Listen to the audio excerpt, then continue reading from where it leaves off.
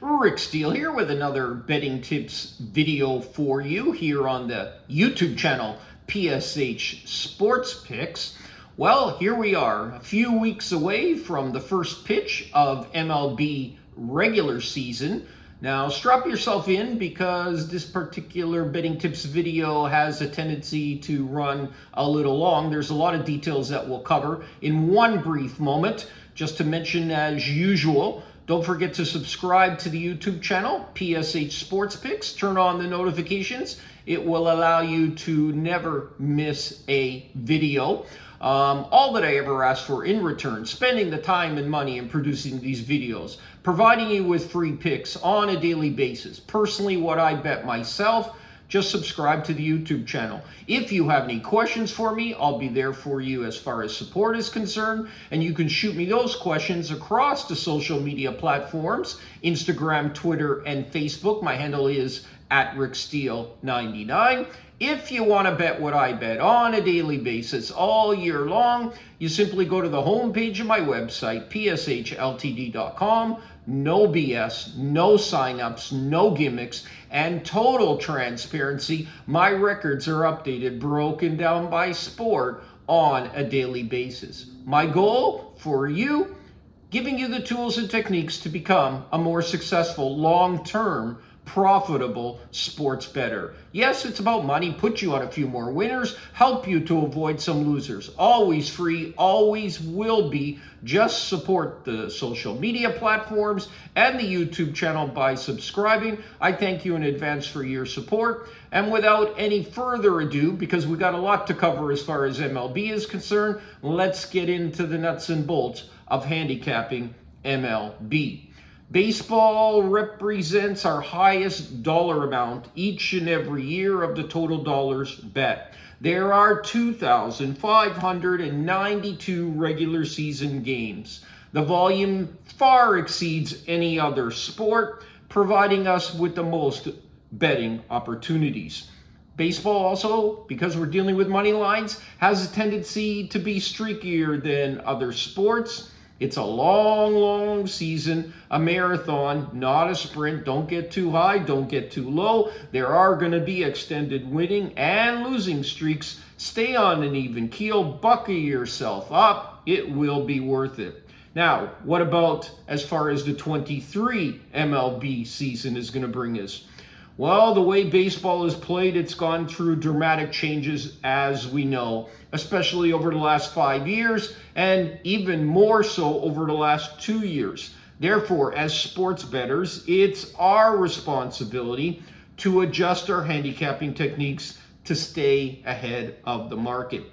I continue to adjust, adapt techniques, changes the way the game is being played. As we know, teams use openers now. Stud pitchers who used to go 8 innings only go 6 innings. Strikeouts, moving runners along. Maybe it will change again this year, but prior years, most recently, the last 2 or 3, not much emphasis. The most emphasis is on hitting home runs.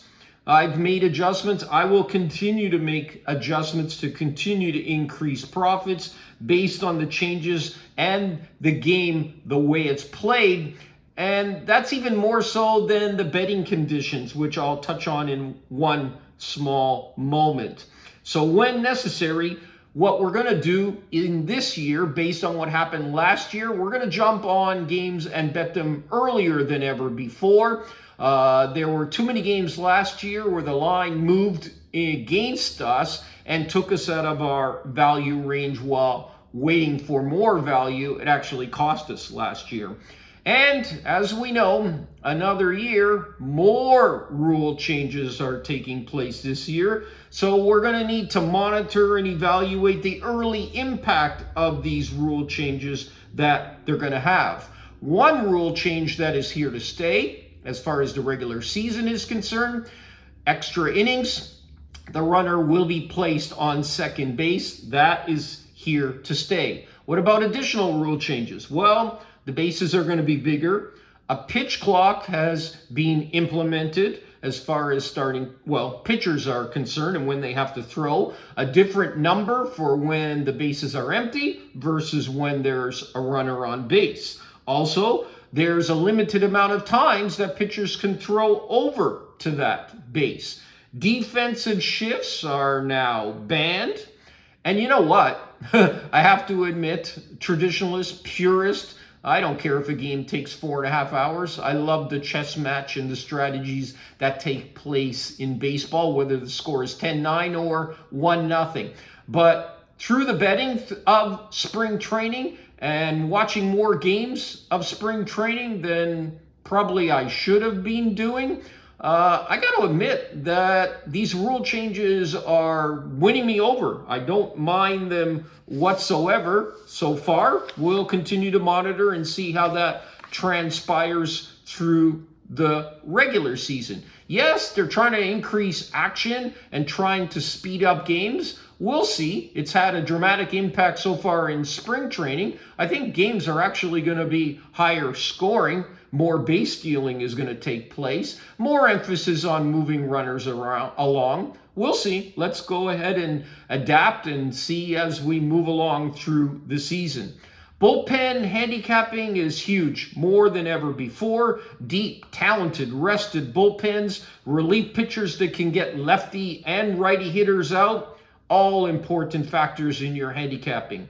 Now, to ensure you never miss a bet and you don't wait too long to place a bet, as I've mentioned before, you want to follow me across social media, Instagram, Twitter, and Facebook. My handle is @RickSteele99. Every time I update the site with new picks, well, you'll get an alert to your phone once you turn on those notifications. Keeps you mobile, allows you to never miss a bet, and totally convenient at the same time. So very important for your own benefit that you do so. Most of the time, especially when we have day games after night games, and especially on Sundays when lineups tend to change around, we don't make a bet until we know what the starting lineup is. So you'll have at least 1 hour to place your bet. So turn on those notifications for your own benefit. Then you'll know exactly when the site has been updated with a new pick. As always, with all the sports, there will be a tendency, as I mentioned, to bet early on, but we will place our bets in stages to get maximum value and time the market. Shop, shop, shop. You'll see betting tips videos in this area as far as line shopping is concerned. So critical to your success. Sometimes we overlook it, especially with money lines, which baseball is based on, but you never want to bet a game at -140 when it's available at -132. Conversely, you don't want to take a game at +112 when it's available at +119. Regardless of the dollar amount of your unit, 1 cent leaving it on the table over the course of a season is a huge amount of money. If, in fact, you wait too long to place your bet once I posted it to the site, obviously we deal in fluid marketplaces, the line could have moved so dramatically that there's no longer value. So that applies to all sports and all bets that I make, but especially in baseball when we're dealing with money lines. Now, if you're not getting the same lines that I'm betting at, there's only 2 main reasons. One, you don't have enough sportsbook accounts opened up and funded whereby you're shopping effectively enough, or you're waiting too long to place your bet once I've posted it to the site. So make sure you don't allow that to happen. And keep in mind and realize, just by effectively line shopping, having enough accounts open, placing your bets and timing the market, you're able to increase your profits without increasing your win percentage. Now, with the legalization of sports betting across North America and some remaining dependable, trustworthy sports books still offshore, there's no excuse for any sports bettor to not be able to effectively shop and guaranteeing yourself that you're getting the best line available. So don't forget to do that, and it's so dramatically important to your bottom line. Now let's get into some of the nitty-gritty of handicapping. There's a sweet spot in MLB. In money lines, favorites between minus 140 to minus 180. The markets, the public, are hesitant to lay that juice. Sometimes where appropriate, that is our sweet spot, because we're finding games and teams that should be priced at 2 to 250. We're picking them up for minus 150, minus 160. A pitcher who does not get strikeouts or ground balls is subjected to the probability of giving up big innings of scoring. The trend in baseball is to get the starting pitcher through 6 innings. We all know that. Turn it over to the specialist for the last 9 outs in the bullpen. It's becoming more and more difficult for teams trailing after 6 innings to come back and end up scoring and winning. So when you handicap a game, if for that play most of your value is tied up in the starting pitching matchup and you have a disadvantage in the bullpen, then just bet the game for the first 5 innings. But be aware that you are paying a premium to bet those first 5 innings, so you must have value, and doing so and paying that premium must be justified. An MLB team seeing the same pitcher a second time over a short period of time, the advantage goes to the hitters, especially with a young pitcher who has not learned yet how to make adjustments. When you have warmer weather, the ball travels better. That's going to equal a higher scoring game. Day games, batters see the ball better, more runs. But also be aware of games that start locally 4 to 5 p.m. You end up with shadows taking place through the home plate area, and that's going to have a big impact, especially on the first half of the game, keeping it lower scoring. Now, the way that MLB is played these days, a huge chunk of your handicapping, I highly recommend, should be focused on the bullpen. Specifically, the closer, the setup men, and monitor the recent effectiveness and usages of that bullpen. Remember, when handicapping any game in any sport, I always emphasize you never only have one reason in order to make a bet. For every game, every analysis, you bring out your full tool chest of analysis, handicapping techniques to use to determine if there are enough factors and value in the line to place a bet. As we also all know, the majority of the baseball line is set and centered around the starting pitching matchup. Always keep that in your thoughts as you're looking at games through the season. If the basis of your bets is the gap between starting pitcher A and starting pitcher B, guess what? The majority of the time, that's already being influenced and impacted on the line. You haven't found value. Unless, of course, in the rare instances where you have found pitchers that are overvalued or undervalued. But you have to look in other areas. Again, offense, bullpen as examples in order to find the value, because the line, 80% of it is set based on starting pitching.